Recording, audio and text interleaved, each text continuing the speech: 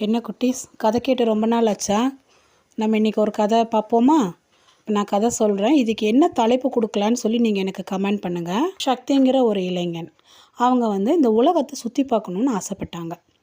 ஆனால் அவங்களுக்கு வேறு இதில் போகிறதுக்கெல்லாம் அவங்கக்கிட்ட பண வசதி கம்மியாக இருந்துச்சு. அதனால் அவர் என்ன பண்ணார், ஒரு நடைப்பயணமாக எல்லா ஊர்களுக்கும் போனார்.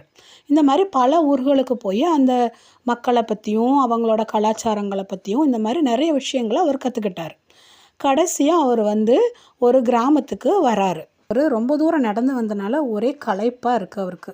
சரி, சாப்பிட்றதுக்கு சாப்பாடும் தண்ணியும் ஏதாவது கிடைக்குமான்னு பார்த்துட்டு வரும்போது அங்கே ஒரு பெரிய குளம் பார்க்குறாரு. அந்த குளத்து நிறைய தண்ணி இருக்குது. தூரத்துலேருந்து பார்க்குறாரு, ஆஹா இங்கே ஒரு குளம் இருக்குது, இந்த குளத்துல போய் நம்ம தண்ணி குடிக்கலாம் அப்படின்னு சொல்லிட்டு ஆசையாக அந்த குளத்துக்கு பக்கம் வர்றாரு. ஆனால் அந்த குளத்தை பார்த்தா அந்த குளம் ஃபுல்லும் ஒரே பாசி படிஞ்சு ரொம்ப அழுக்காக இருந்துச்சு. அந்த தண்ணியை எதுக்குமே பயன்படுத்த முடியாத அளவுக்கு இருந்துச்சு அந்த தண்ணி. சரி, இந்த தண்ணி தான் இப்படி இருக்குது, சரி வேறு ஏதாவது கிடைக்குமா அப்படின்னு சொல்லி சுற்றி முற்றி பார்த்தார். அப்போ அங்கே தூரத்தில் ஒரு மாம்பழ மரம் தெரிஞ்சது. அந்த மரம் ஃபுல்லாக பழங்களாக தொங்குச்சு. ஆஹா, இவ்வளோ பழங்கள் இருக்குது இந்த மரம், இவ்வளோ செழிப்பாக இருக்கே, சரி இந்த பழங்களையாச்சும் பறித்து சாப்பிடுவோன்னு சொல்லிட்டு இந்த மாம்பழ மரத்துக்கு போனார். அங்கே பக்கத்தில் போய் பார்த்தா அந்த பழங்களில் பூரா புழுவாக இருந்துச்சு. எல்லா பழங்களும் புழுவாக இருந்துச்சு. ஒரு பழம் கூட சாப்பிட்ற நிலைமையிலேயே இல்லை. இது என்னடா இப்படி இருக்குது அப்படின்னு சொல்லி ரொம்ப சோகமாக, சரி வேறு ஏதாவது கிடைக்குமான்னு சொல்லிட்டு திரும்பவும் கொஞ்சம் தூரம் நடந்து போனார். அங்கே போகும்போது தூரத்தில் ஒரு ஆலமரம் தெரிஞ்சுது. அங்கே பார்த்தா நிறைய குழந்தைங்க கீழே விளாண்டுட்டு இருந்தாங்க.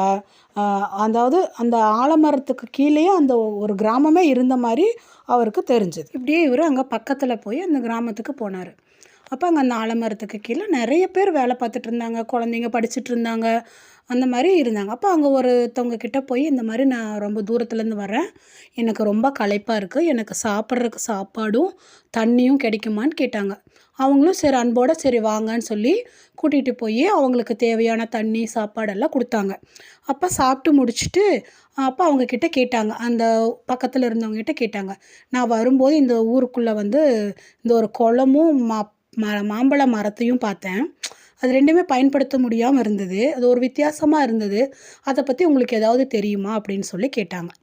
அப்போ அந்த ஊரில் இருக்கிறவங்க அவங்க சொன்னாங்க, இல்லை எனக்கு சின்ன குழந்தையிலேருந்து நாங்கள் இருக்கேன், அப்போ இருந்து இது இப்படி தான் இருக்குது, அதை பற்றி நாங்கள் பெருசாக எதுவும் நாங்கள் கேட்கல கண்டுக்கல, ஏதோ கொஞ்சம் தள்ளி தூரத்தில் போனீங்கன்னா அங்கே ஒரு முனிவர் ஒருத்தர் இருப்பார், ஒரு சாமியார், அவங்க தான் ரொம்ப வருஷமாக இங்கே இருக்காங்க, நீங்கள் அவங்கக்கிட்ட கேட்டால் இந்த கேள்விக்கான விடை தெரியும் அப்படின்னு சொல்லி சொன்னார். அவர் சாப்பிட்டு முடிச்சுட்டு அந்த கிராம மக்களுக்கு நன்றி